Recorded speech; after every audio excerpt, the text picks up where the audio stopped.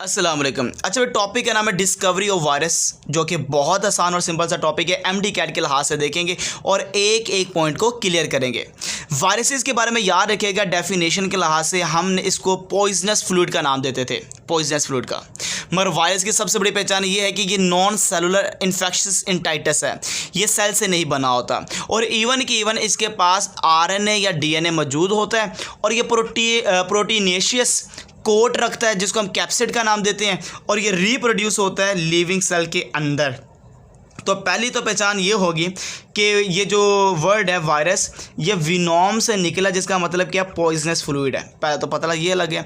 दूसरी पहचान ये कि वायरस नॉन सेलुलर इन्फेक्शस इंटाइटस है, ये ऐसी स्पीशीज़ है जो नॉन सेलुलर, सेल से नहीं बिल्कुल बनी हुई, और इसके पास आरएनए होता है या डीएनए होता है जिसको हम क्या कहते हैं, जीनोम का नाम देते हैं। और याद रखिएगा इसके पास प्रोटीनेशियस कोट होता है जिसको हम कैप्सिड का नाम देते हैं। और ये किसके अंदर मेरे बच्चे रिप्रोड्यूस करता है, ओनली इन लिविंग सेल के अंदर, इसलिए इसको ऑब्लिगेट इंट्रासेलुलर पैरासाइट का नाम भी देते हैं। अब ये जो स्टडी की जाती है वायरस की, जिस ब्रांच के अंदर, उसका नाम है वायरोलॉजी। और हाँ, ये याद रखिएगा डिस्कवरी के लिहाज से सबसे पहला जो अर्ली पीरियड था लुइस पास्चर का और रॉबर्ट कोच का। इसने वायरस का अगर लफ्ज़ को देखा जाए, इसने रेफर किया था पॉइजन्स का कि एसोसिएट विद डिजीज़ और डेथ, मतलब वहाँ पे वर्ड लिया जाता था वायरस का पॉइजन्स, और पॉइजन्स का किसके साथ रिलेशन था कि ऐसी चीज़ जो डिजीज़ करती है और या क्या करती है बेटा, डेथ कोज करती है। वक्त गुजरा और प्रेजेंट कॉन्सेप्ट जो वायरस का जो बना आज के वक्त में, वायरस की सबसे बड़ी पहचान ये है कि हमने इसकी शिनाख्त की है कि ये ऐसा पार्टिकल होता है जिसके पास न्यूक्लिक एसिड होता है, डीएनए या आरएनए होता है, और इसके पास प्रोटीन का कोट होता है, मतलब कि इसके पास कैप्सिड मौजूद होता है। ये हमारा आज का कॉन्सेप्ट है वायरस के बारे में कि न्यूक्लिक एसिड रखने वाला और प्रोटीन का कोट रखने वाला, इसको हमने क्या नाम दे दिया, दे आर कोल्ड वायरस है। इसके बाद एक साइंटिस्ट आया एडवर्ड जेनर 1796 के अंदर। एडवर्ड जेनर एक बहुत बड़ा साइंटिस्ट गुजरा हुआ है जिसने 8 साल के बच्चे को एक डिज़ीज़ करवाई थी या वैक्सीनेशन करवाई थी, और वो थी स्मॉल पॉक्स की।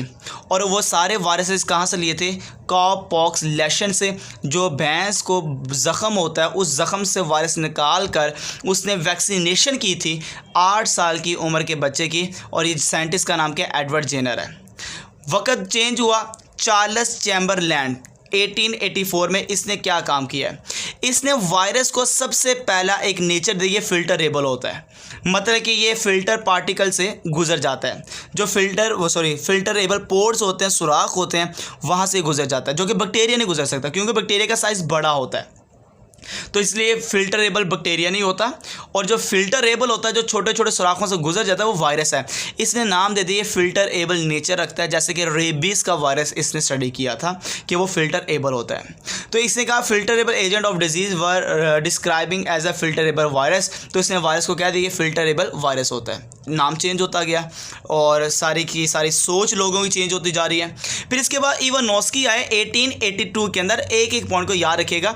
इवानोस्की ने क्या किया, इसने तंबाकू प्लांट को डिजीज़ करवाई, तंबाकू मोज़ेक डिजीज़, किससे, फिल्टरेबल एजेंट से, मतलब कि इसने जो डिजीज़ शुदा तंबाकू प्लांट था उसके अंदर से एक्सट्रैक्ट किया पानी को। उस पानी के अंदर आपको पता है वायरसेस होंगे क्योंकि वो डिजीज़ शुदा था, तो वायरस को फ़िल्टर किया और फ़िल्टर करने के बाद जो पानी बचा उसने पकड़कर एक हेल्थी प्लांट के ऊपर गिरा दिया। तो आपको पता है उसने फ़िल्टर करके उस पानी को गिराया, तो इसका मतलब ये था कि वायरस अब नहीं ना जाएगा, क्योंकि अगर वायरस का साइज़ बड़ा होगा तो वहाँ पर रुक जाएगा। फ़िल्टर करके उसने वो पानी जो सा था सारा निकाल के उसने हेल्थी प्लांट के ऊपर गिराया था, मगर पता लगा कि उस तंबाकू प्लांट को जो हेल्थी था डिजीज़ हो गई है। उसकी वजह ये थी कि फ़िल्टर करने की कोई ज़रूरत जो पड़ी थी उसको, वो नाकाबिले कबूल थी, क्योंकि वायरस का साइज़ इतना छोटा होता है कि वो उनसे गुजर गया और गुजरने के बाद उसने डिजीज़ कर दी उस हेल्थी प्लांट को भी।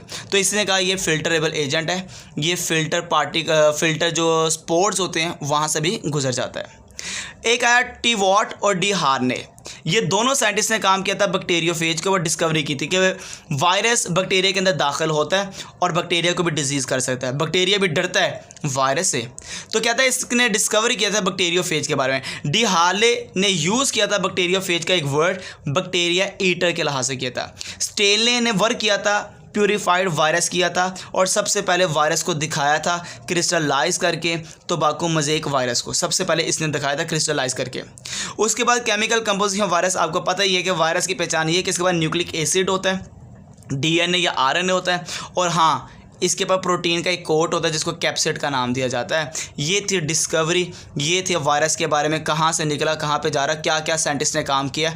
ये सारे के सारे आपको वर्क याद होने चाहिए कि साइंटिस्ट ने कौन सा काम किया है।